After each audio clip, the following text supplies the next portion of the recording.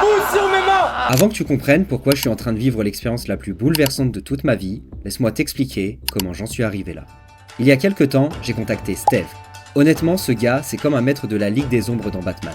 Il est spécialisé dans l'entraînement holistique et j'ai décidé que c'était pile ce qu'il me fallait. Parce que, comme tu le sais sûrement, je me suis fixé un objectif. Devenir un super humain. Aller chercher mon plein potentiel.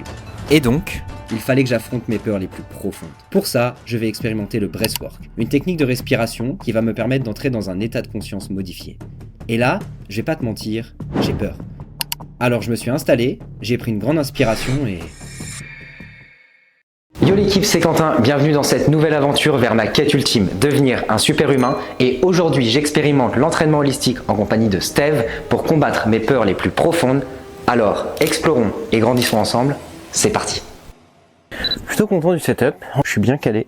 Oh bien. Bon l'équipe, avant qu'on plonge dans cette vidéo, laissez-moi vous remettre dans le contexte parce que c'est vraiment important. Ça fait maintenant 3 ans que j'ai lancé ma chaîne YouTube. 3 ans à tester, explorer, expérimenter dans différentes disciplines sportives. Mais pour être transparent avec vous, ça fait aussi 3 ans que je tâtonne, que je sais pas vraiment où je veux aller, je sais pas quel message profond j'ai envie de vous transmettre. Et puis ces derniers mois, il y a vraiment quelque chose qui a changé. Vous l'avez sûrement compris avec l'intro, Road to devenir un super humain. Au travers de cette intro, je voulais aussi prendre la parole pour vous expliquer ce que ça signifie vraiment devenir un super humain. Pour moi, être un super humain, c'est apprendre sans limite, explorer sans cesse, évoluer sans peur, utiliser pleinement mon courage et ma curiosité pour éveiller mon plein potentiel et devenir la meilleure version de moi-même. Et justement, si je vous parle de courage, c'est ultra important parce que la base de tout avec le courage, c'est d'affronter ses peurs. Et moi, ça fait très longtemps que j'ai des peurs qui me limitent dans ma vie. Et donc, je me suis dit, pour ouvrir ce nouveau chapitre, il fallait absolument que je les affronte parce que sinon, je sentais que j'allais pas avancer. C'est donc pour ça que j'ai contacté Steve dans le but d'affronter mes peurs les plus profondes. Mais je voulais aussi prendre la parole avant d'aller plus loin dans la vidéo pour vous expliquer que tout ce que vous allez voir dans la vidéo, c'est réel, c'est pas du fake. Rien n'a été surjoué ou rien n'a été mis en scène. Ça, c'est vraiment important. Je sais que ça peut paraître un peu parfois étrange. Pour certains et certaines, ça va peut-être aussi vous bouleverser dans certaines scènes que vous allez voir. Sachez juste que je m'ouvre très peu et que j'ai vraiment décidé de le faire pour vous parce que je trouvais ça important de m'ouvrir autant. Donc j'aimerais que vous puissiez faire preuve de bienveillance. Vraiment, c'est ultra important. Et au-delà de la bienveillance, essayez aussi de garder votre esprit ouvert. C'est important parce que cette vidéo, c'est pas juste une vidéo. C'est aussi une invitation. Une invitation à vraiment vous faire comprendre que vous aussi, vous avez toutes les capacités pour affronter vos peurs et les dépasser. Vous inquiétez pas, on va monter progressivement en puissance. Donc restez bien jusqu'au bout de la vidéo parce que là, c'est que le début. Et on commence en Qigong. Parfait. Pied largeur de tes épaules. Ok. Ressens que tu agrippes le sol avec les orteils. Prends déjà un moment pour percevoir tes racines, ressentir l'équilibre. Déjà au niveau des pieds et des chevilles. Puis on va déverrouiller les genoux. Laisser une légère flexion, les genoux avancent sur la pointe des pieds. Et ensuite le bassin avec une légère rétroversion. Et tu vas laisser la colonne vertébrale s'ériger au-dessus de ton bassin. Étendu comme si tu venais mettre une pile de pièces d'or les unes au-dessus des autres. Ressens simplement la posture, sans chercher quoi que ce soit. On va rentrer en respiration de plus en plus consciente, en inspirant par le nez et en expirant par la bouche. Et tu vas centrer l'attention de ta respiration au niveau du hara, ici, centre du chi. Donc ressens le mouvement naturel de ton abdomen avec le diaphragme et commence à connecter en attention et en intention au fait que cette zone soit le centre du chi. Bon, je crois qu'il est temps de vous expliquer ce que c'est le chi. Dans la culture chinoise, le chi, ou prana dans la culture indienne, désigne un principe fondamental, une sorte de force vitale qui forme et anime tout ce qui existe de l'univers à la vie elle-même. On l'appelle souvent le souffle vital. En gros, c'est un flux d'énergie qui relie absolument tout. On dit qu'il prend sa source dans les chakras, ces centres d'énergie du corps. Ensuite, il circule à travers les méridiens et se diffuse jusqu'à dans chaque cellule. Imaginez un gigantesque réseau énergétique et le chi qui le traverse de bout en bout. C'est pour ça qu'il est essentiel d'en prendre soin. Selon la médecine chinoise, si le chi ne circule pas librement ou pleinement, cela peut provoquer des déséquilibres, maladies, stress, fatigue. Et c'est là qu'intervient le Qigong, une pratique qui aide à favoriser la circulation harmonieuse de ce fameux chi. Bon, je précise tout ça, c'est avec mes mots, et je suis pas un expert en la matière. Mais pas de souci, Steve, lui il l'est, alors je lui laisse la parole. Chi, c'est l'énergie vitale. C'est pas l'énergie au sens occidental EDF, une mesure de dispersion de force ou énergie cinétique. On n'a pas de traduction directe de chi, mais c'est énergie vitale. Cette force qui sous-tend à l'ensemble du vivant et à l'ensemble de l'univers. Le chi est omniprésent. Il passe par nous et il est partout dans l'environnement. Toutes les pratiques dites énergétiques, sauf Qigong, Tai Chi, Yoga et bien d'autres, se basent sur une compréhension du système énergétique et la compréhension du fait que le chi doit pouvoir circuler harmonieusement et de manière abondante dans l'ensemble du corps. Ok. Et pour avoir une bonne circulation de chi, il y a donc les pratiques, l'hygiène de vie au sens large, et surtout en tout cas c'est au moins aussi important que ton hygiène de vie, c'est ton état de conscience. Ok. C'est pour ça que tout est imbriqué. On va commencer avec une posture à la fois basique et fondamentale dans le Qigong, l'arbre. Tu vas mettre les mains au niveau des épaules, les mains se font face, et c'est comme si tu enlaçais un tronc d'arbre. Ok. Alors l'arbre, c'est pas exactement la traduction directe du terme chinois, mais c'est plutôt être un canal, être comme un point de contact, un point de connexion entre terre et ciel ou entre ciel et terre. Tu peux commencer à visualiser que tu t'enracines et que tu connectes avec l'énergie de la terre, que tu reçois du chi par le sol et les pieds, mais aussi par la tête, l'énergie du ciel, entre ciel et terre. Et à l'intérieur de cette position, rien n'est verrouillé. Les doigts sont proches, sans contraction. Les poignets, les coudes, les épaules, tout est ouvert. Et on peut ressentir entre les doigts comme une espèce de connexion il y a entre les deux mains. Exactement. Je le sens comme un espèce de fil invisible en fait entre mes deux mains. Ok, intéressant. Tu vas commencer à ressentir cette circulation de la tête aux pieds. Je sens comme du froid. Exactement. Je le sens dans les mains, c'est froid. Parfait. Donc suis tes sensations. Moi, je ne veux rien induire. Je veux juste te guider sur ce que tu peux observer. Alors là l'équipe, ce que je ressens, c'est vraiment perturbant. J'ai cette sensation de froid entre mes mains et en même temps une connexion presque magnétique avec mon énergie. Honnêtement, je pense pas que c'était possible de ressentir ça aussi intensément. C'est comme si un fil invisible reliait mes doigts. Un fil qu'on ne peut pas voir, mais qu'on peut clairement sentir avec son corps. Je sais pas trop comment mieux vous l'expliquer. J'essaie vraiment de poser des mots dessus, mais une chose est sûre, c'est incroyablement agréable. Et surtout, ça m'emmène presque instantanément dans l'instant présent. Par contre, je dois l'avouer, c'est encore difficile pour moi de relâcher totalement le côté musculaire. J'ai cette habitude de vouloir ressentir mon corps physique travailler, et là, c'est un tout autre univers. Et je crois que je suis loin d'être au bout de mes surprises. C'est justement ce travail interne, ce travail très profond de sensations. Et même si c'est presque une apparente immobilité, le mouvement interne, il est immense. Oui, bien sûr. Et souvent, on est très déséquilibré dans les pratiques très physiques d'entraînement, de prépa physique, de muscu, et aussi dans une approche occidentale, de séparer le corps et l'esprit, et de séparer, disons, le yin et le yang, si on veut prendre des images, et on entraîne beaucoup l'externe, les muscles, la force, l'explosivité, la masse, mais tout le travail interne, il est fondamental.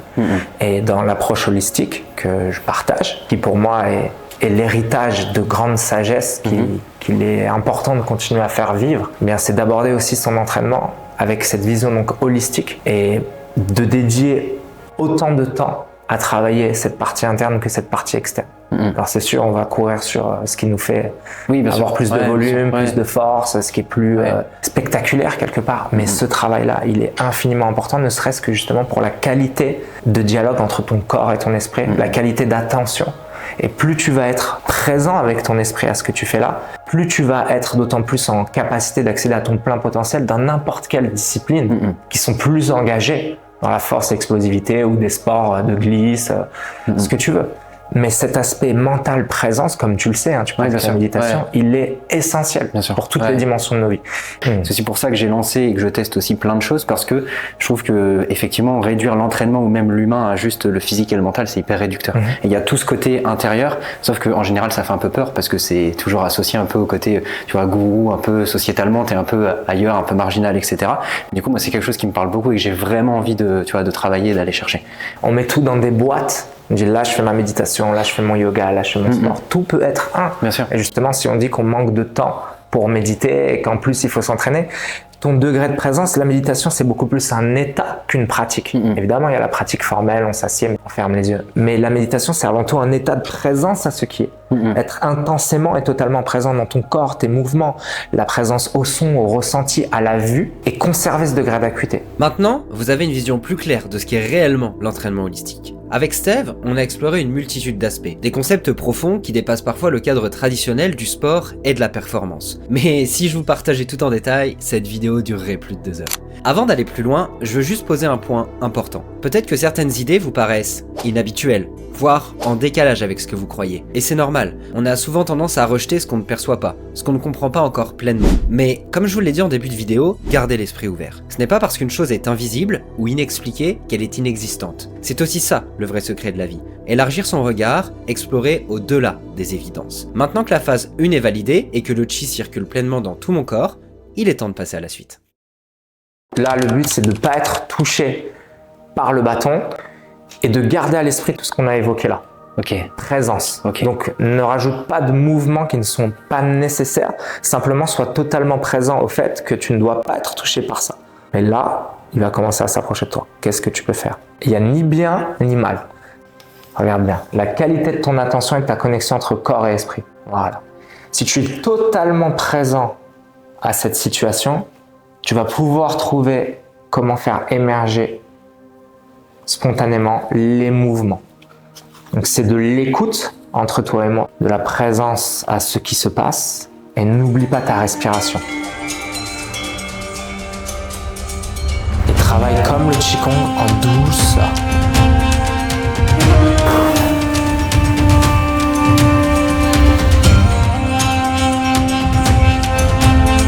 Trajectoire de la lame. C'est bon. Donc ça ouvre différentes chaînes musculaires. Là.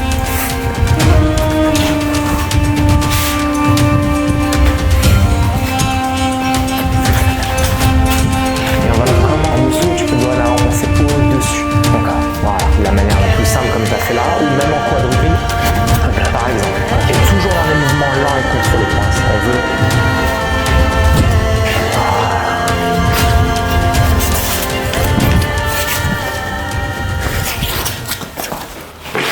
Ok, c'est bien. Ok. Yes. Difficile ça.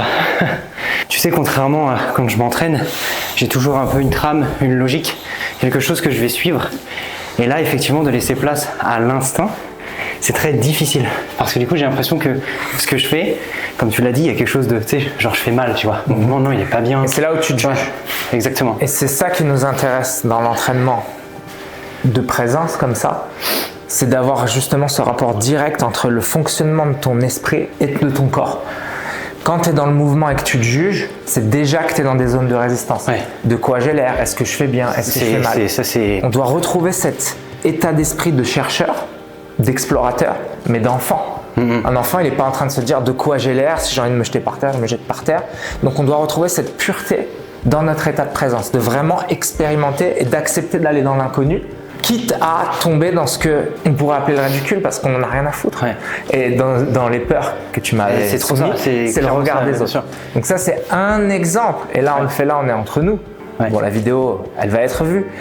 Mais se confronter au regard des autres, c'est la meilleure manière de progresser sur cette peur du regard des autres. Ouais. Il faut y aller. C'est ça, ouais, justement. Et parce que c'est toujours à l'intérieur le problème. Ouais. Donc typiquement, ce type d'entraînement, ces zones d'inconfort, évidemment, c'est génial d'avoir des programmes bien prédéfinis pour travailler la force, l'explosivité, la vitesse, super. Mais l'entraînement doit nous permettre de travailler toutes nos zones d'inconfort, y compris mentales. Donc il ne faut pas hésiter à aller s'exposer, à aller faire de la danse, à aller faire de l'impro, à aller faire du théâtre. Si c'est cette prise de parole, ce regard des autres qui nous confronte, on doit aller droit dans nos peurs. Et typiquement ça, c'est ça. Il y a des milliers de types d'exercices comme ça, mais qui te montrent à quel point en fait ton mental bloque même ton corps. Et c'est ouf, non mais c'est ouf, c'est vraiment ça. Et c'est l'une des plus grandes peurs, et pourtant ce côté enfant, j'essaie de le cultiver parce que c'est quelque chose qui est important pour moi et qui me parle, mais je l'ai perdu en fait au fur et à mesure des années. Enfin, je l'ai perdu, je pense que je l'ai enfoui, tu vois, du fait que justement j'avais cette peur du regard des autres, de me sentir jugé, mais parce que je me juge moi-même déjà le premier, je suis mon premier juge, et du coup je me jugeais par rapport à ça. C'est pour ça que notamment j'ai commencé YouTube et les réseaux, parce qu'en fait ça m'aide à me dire ok, je fais des choses et je le fais pour moi, je suis content de le faire. Et quand je le fais, quand je me regarde, je me dis toujours non, je suis plutôt en gratification envers moi-même plutôt que l'inverse. Maintenant j'arrive un peu plus à me le dire, mais c'est encore dur sur des choses où par exemple tu vois, typiquement je vais être avec des personnes, tu vois, notamment par exemple comme toi ou d'autres d'autres personnes qui vont m'inspirer. Tu vois, pour moi, c'est très difficile pour moi. Parce que quand je me sens à côté de personnes inspirées, moi, je me sens insignifiant, tu vois. Tout de suite, je me juge moi-même. Tu vois ce que je veux dire? Je me dis, non, mais en fait, pourquoi je suis là, tu vois? Pourquoi je suis là? Moi, je mérite pas d'être là. Tu vois, tout de suite, j'ai ce schéma-là où je me dis, pourtant, je fais des choses et je mets les choses en place, tu vois. J'envoie des messages, je fais mon travail, je mets des actions pour que ça se produise. Et quand ça se produit, je me sens illégitime au fait de faire la chose. Il y a quelque chose d'assez intéressant parce que ça, c'est de l'égocentrisme. Ouais. C'est se mettre au centre de l'équation. Il y a quelque chose, je pense, une clé importante à comprendre pour se libérer de ça, c'est de réellement se mettre au service de quelque chose qui est plus grand que nous, ce qui touche profondément notre cœur. C'est-à-dire que si toi, tu as décidé de transmettre en étant coach sportif, en faisant des vidéos sur YouTube, en parlant, c'est pour te mettre au service de quelque chose qui est plus grand que toi, quelque chose qui va apporter aux autres. Donc quelque part, ton problème du regard des autres ou la peur d'être exposé, peu importe, parce que ta mission et ce à quoi tu te dédies, c'est plus grand que ça. Donc c'est ça aussi, je pense, le pas de côté qu'on devrait pouvoir faire lorsqu'on trouve notre mission de vie, c'est d'être complètement en dévotion à quelque chose de si important que de toute façon, on doit effectuer cette mission même si on a peur. Et c'est ça vraiment être au service des choses. La peur de notre ego, quelque part, c'est pas le problème. Ce qui compte, c'est de transmettre. Donc on doit trouver le chemin. Et ça, c'est vraiment être en dévotion au sens non dogmatique. Mais si j'ai choisi d'apporter aux autres, même si j'ai peur, je vais pas me laisser écraser par ma peur au sens égocentrique. Je vais aller faire ce qui peut, moi, m'apporter de la joie parce que c'est ce que mon cœur me dit, mais qui de toute façon va pouvoir circuler. Donc c'est aussi pour ça que je le fais aussi. C'est pour ça que je me dis, allez, il faut le faire, quoi. C'est bon. D'un moment, il faut se lancer, quoi. Vous savez, toute ma vie, j'ai laissé le regard des autres dicter mes choix. Pendant des années, j'ai agi pour être bien vu, pour répondre aux attentes. Mais en réalité, je n'étais pas moi-même. J'avais enterré cette part authentique de moi, cet enfant intérieur, pour entrer dans un moule qui ne me correspondait même pas. Comme si je m'étais menti, encore et encore. Mais aujourd'hui, c'est terminé, ça va changer. Je m'en fais la promesse. Pour la suite, j'ai exploré une nouvelle approche du mouvement, un travail au sol avec Steve, un exercice simple en apparence, placer une partie de mon corps à l'endroit indiqué. Mais derrière cette simplicité, une intensité musculaire, un véritable challenge physique. J'ai adoré. Ça m'a rappelé l'Animal's Flow, inspiré de mouvements des animaux, une discipline fluide, instinctive, un moyen puissant de redécouvrir son corps autrement. Et maintenant, on arrive au moment que vous attendez tous, le breathwork. Mais avant ça, il reste une dernière étape, libérer les émotions, les expulser à travers le corps. Présent au sol. Monte les gants. Voilà, t'es relâché, toujours bien face à moi, bien en garde, bien hermétique. Et on commence avec jab, bravo, voilà. Bien dans le sol au moment où tu tapes. Et commence à associer l'expire au moment de ta frappe. Jab, voilà. Reviens au visage, ta garde elle descend trop. Toujours les mains au niveau des pommettes. 1, 2. Voilà. Bien dans le sol, 1, 2. 3, c'est crochet du bras avant. 1, 2, 3. La garde. 3, 4. Allez, hermétique là. Tes gants, ta garde elle est trop basse. 3, 4. 5, c'est l'uppercut du bras avant. 5. Engage tout ton corps. 5. Respire. Ok. Lucide. Tu vas être plus délié sur le prochain. Et on va rajouter un peu de jambes. Anxiety, filling up every space, no privacy. And silently, it could build and build until you finally see. Whoa, it's taking over, damn no closure, moving closer. No exposure, I just wanna be a loner. Some can't stay sober, looking over all their shoulders. Like moving boulders, just... Laisse aller ta voix. Ah, le kiai. Laisse circuler l'énergie avec ta gorge aussi. Ok? Utilise ta gorge. Faut que ça sorte. Faut que ça sorte par là. C'est une manière de faire sortir, circuler l'énergie. Libère ta gorge, ta voix. Libère ta voix. Allez! Plus fort! T'as du mal à sortir là? Et respire. Le Kiai dans les arts martiaux, c'est une manière justement de faire circuler le chi. Ça, c'est un des chakras. Souvent, la communication, tout ce qui ne s'exprime pas s'imprime. Quand on ne dit pas, quand on ne prend pas suffisamment de parole, quand tu le fais, tu fais des vidéos, etc. Mais c'est dur de... on doit pouvoir être à l'aise avec ce qu'on a envie de dire, le communiquer. Donc, utiliser la voix, c'est un exemple parmi tant d'autres, mais Le chant, verbaliser, dire, exprimer, très très important pour la santé. C'est clair. Ce qu'on ne dit pas s'inscrit dans le corps et nous rend malade. Toutes les choses qu'on a gardées sur le cœur, sur le ventre, qu'on aurait dû verbaliser, si on ne les laisse pas sortir, elles vont nous empoisonner. Bon, un petit coup. Parce qu'il fait chaud quand même l'équipe. Et je pense que c'est le bon moment pour vous abonner. Lâchez un like, pouce pour le petit combat là. Et après, pour la suite de la vidéo, je pense que c'est le bon moment pour vous lâcher un superbe like. Il adore faire des gros plans. On va passer au cœur de la séance par rapport aux intentions que tu as émises, c'est-à-dire d'aller profondément en toi. Bien sûr. Dans l'approche que j'utilise sur ces entraînements, je combine toujours respiration, méditation et mouvement. Là, pour aller encore un peu plus loin, on va travailler en respiration. On entend parler souvent de breathwork. Ok. Donc ça, c'est un travail de respiration en hyperventilation qu'on va maintenir pour un bon moment. Je vais te guider. Je ne veux pas te mettre des infos mentales plus que ce qu'il ne faut, mais juste que tu aies bien en tête que ces types de respiration sont très puissantes, qu'on va aller chercher loin dans ton état de conscience. Ça va modifier ton état de conscience. Ça va impliquer nécessairement le fait de lâcher prise, d'ouvrir les portes, de te mettre à nu, de faire remonter des choses au niveau somato-émotionnel, donc psyché, soma, corps et esprit, et de voyager réellement dans ta conscience. On ne sait pas ce qui va se passer. Donc déjà, dès le départ, on peut émettre cette intention d'accueillir tout ce qui va se présenter, de totalement lâcher prise. Moi, je suis là, tu es en sécurité. La technique, je vais te la donner, mais au-delà de la technique, ça va être d'accepter lorsque la respiration va modifier ton état, de sentir que l'ego forcément résiste parce qu'il arrive dans l'inconnu et il y a le contrôle, c'est normal. Donc dès que tu vas voir cette porte de la résistance, du contrôle qui maintient, qui t'empêche d'aller au-delà, fais-toi confiance, laisse aller. En anglais on dit surrender, c'est vraiment tu lâches prise et tu acceptes d'aller dans l'inconnu. C'est là où les portes vont s'ouvrir, c'est là où on va accéder à des dimensions beaucoup plus profondes où peuvent être inscrits des peurs, des traumas, des choses qu'on n'ose pas confronter, simplement des charges somato-émotionnelles, des choses dans le corps qui peuvent se manifester en rire, en pleurs, en cris.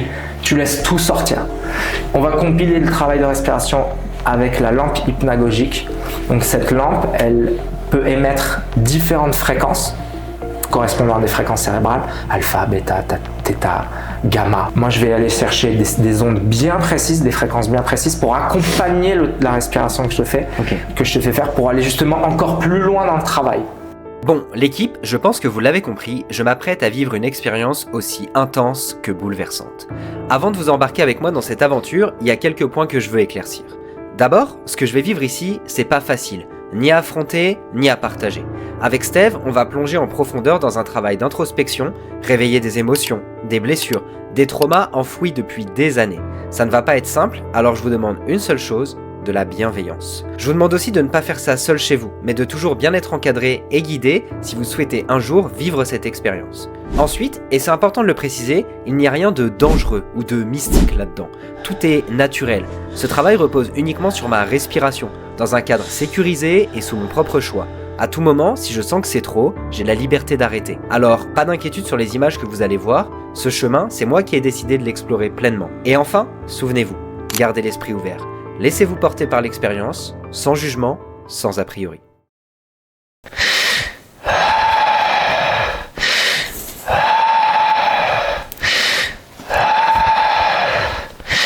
Laisse aller l'expire.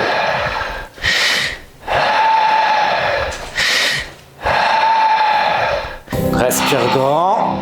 Et on augmente progressivement le niveau d'énergie dans l'ensemble du corps. Les mains bien ouvertes, on accueille. Voilà. Le corps totalement relâché. On part de tout en bas. Laisse monter cette vague naturellement. Prends le temps de bien lancer. Voilà, on a tout le temps. Dès les premières respirations, c'est une sensation vraiment étrange. Ce qui me choque le plus, c'est à quel point il est difficile de respirer profondément, d'aller chercher l'air avec le diaphragme tout en gardant un rythme soutenu. Et dès que j'essaye, ma tête tourne. Une chaleur intense monte en moi, envahit chaque partie de mon corps. Je ressens des fourmillements partout, comme si mon énergie était en train de se réveiller. Et puis, il y a ce moment déroutant. Mon corps se fige, mes mains, mes pieds, ma mâchoire, Tout est crispé, verrouillé. Et là, je me mets à trembler, à vibrer de l'intérieur, sans pouvoir contrôler quoi que ce soit. Mais ce qui m'a le plus marqué, c'est la peur. Elle est bien là, présente. Comme si mon ego essayait de me retenir, de me dire « Non, stop, ne lâche pas ». Et pourtant, une petite voix au fond de moi me dit l'inverse. Fais confiance, respire, continue. Alors je m'accroche à la musique, à la voix de Steve et à ce voyage qui commence à prendre une toute autre dimension. Magnifique, grand, encore, full in.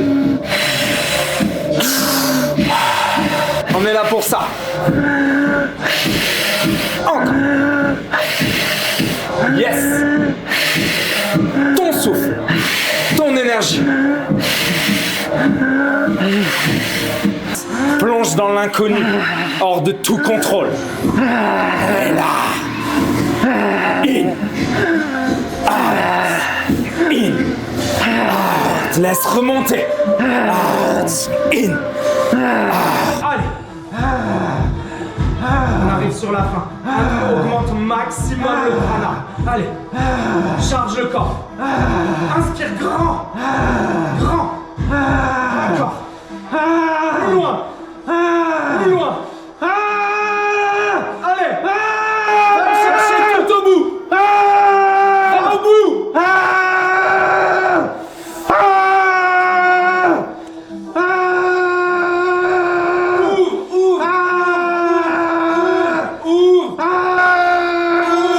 Allez.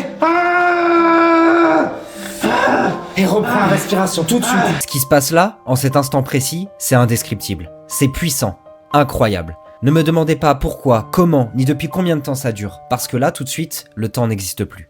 Tout ce que je ressens, c'est cette vague qui monte en moi. Une vague brute, incontrôlable. De la colère, de la rage, de la frustration.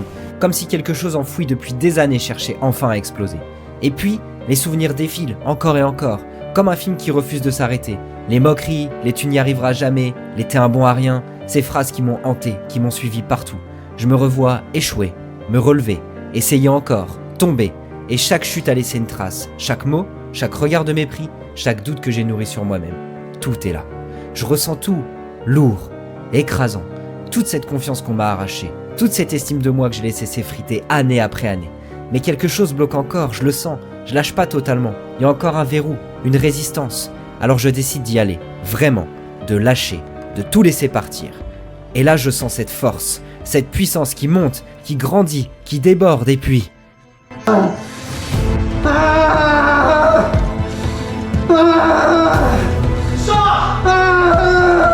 Plus vert. Continue. Continue. Plus vert.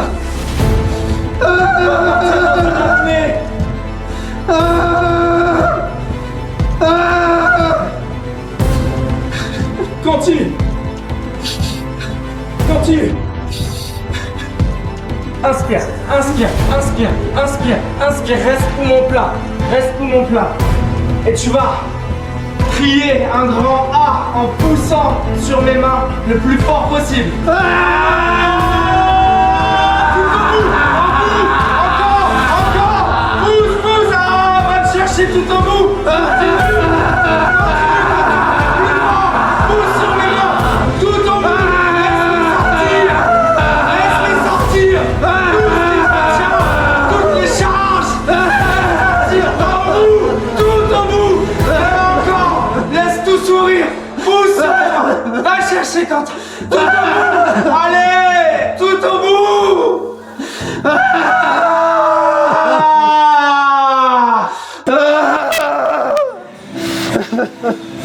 Et relâche, relâche complètement. Relâche, reprends une respiration normale. Laisse aller. Laisse aller.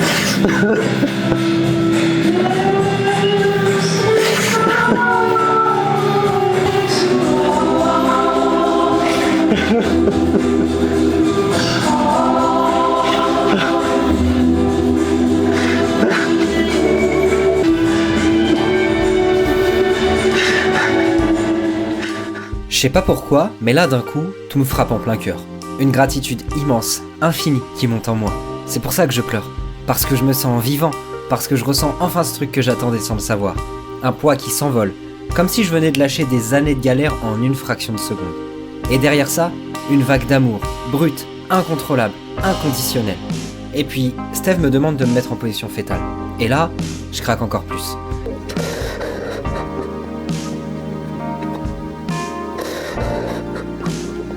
Je me revois gosse, petit, fragile, sans défense face à la vie. Je ressens tout, ses peurs, sa solitude, son besoin d'être rassuré, et en même temps je me vois aujourd'hui, moi tel que je suis devenu, plus fort, plus solide, plus confiant. Alors je fais ce que j'aurais toujours voulu qu'on fasse pour moi. Je le prends dans mes bras, je le serre fort, je l'enlace comme pour lui dire que ça y est, il est plus tout seul. T'inquiète pas mon pote, on va y arriver. Tu vois, t'as réussi, ça va bien se passer, fais-toi confiance. Un jour, tu seras fier de toi. Et là, je comprends, tout prend sens, tout s'éclaircit. Il y a 1000 choses à dire, mais ça serait tellement long de tout expliquer, et puis, il y a des choses qui me regardent moi et seulement moi. Sachez juste qu'à cet instant précis, je sais que je suis là où je dois être. Je sais que je suis sur la bonne voie. Quelque chose. Merci beaucoup. Je suis très content de l'avoir fait parce que c'était pas facile. C'est très puissant.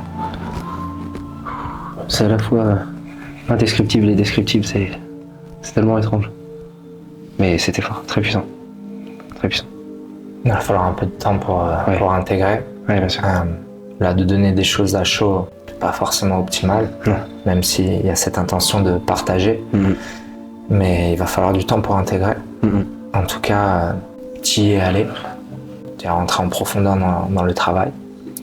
Je sais pas comment tu l'as vécu intérieurement. Enfin, j'ai évidemment perçu beaucoup de choses. Mais si tu as eu des choses particulières, peut-être que tu aimerais Oui, bien sûr. partager. Bien sûr, j'aimerais vous partager chaque détail de cette aventure incroyable. Mais ce format n'est pas idéal pour tout raconter. Alors j'ai décidé d'y consacrer un épisode spécial de mon podcast, que je vous affiche juste ici. Là-bas, je pourrais vraiment vous plonger au cœur de cette expérience et partager tout ce que j'ai ressenti. Je pense qu'on a déjà vécu pas mal d'émotions ensemble dans cette vidéo, et pour être honnête avec vous, le montage ça commence à être vraiment dur là. Alors, un grand merci d'avoir regardé jusqu'ici. Si cette vidéo vous a plu, lâchez un immense pouce bleu, un commentaire. Faut savoir que ça m'aide énormément et ça peut aussi inspirer d'autres personnes. Gratitude infinie pour toi, Steve, du fond du cœur. C'était Quentin, prenez soin de vous, des bisous l'équipe. Je suis encore stone de la méditation. C'est bon, merci. Un grand merci. Avec joie. On a terminé pour aujourd'hui. C'est déjà bien. C'est déjà très bien, je pense.